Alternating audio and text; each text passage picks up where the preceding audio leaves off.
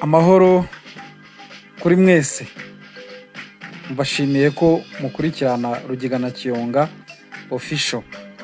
Nimugire amahoro.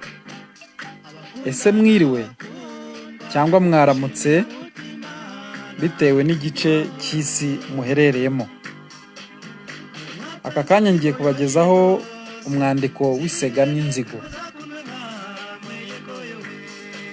Kera isega yinjiye mu nzu mu gicuku, igwa mu ngunguru irimo inzigo y'umukara. Mu gitondo nyiri iyo nzigo araza ngo akubita amaso iyo sega, akeka ko yapfuye. Ayikuramo ayijugunya ahantu mu rubingo. Isega yifatiriye ishyamba.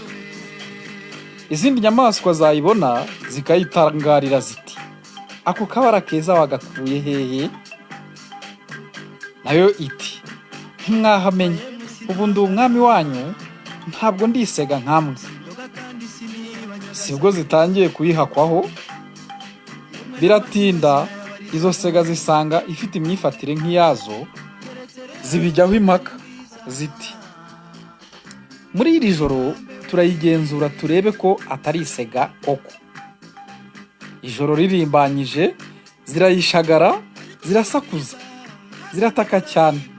Ya yindi nayo yumvise urwo rusaku iriyibagirwa, nayo irasakuza. Isega zose ziyumvise ziraseka cyane, ziratembagara ziti, turakumenye rero ntukiri umwami wacu, ore sega nkatwe. Ikimwaro kirayica, ariko ntiyazihishurira aho yakuye iryo bara.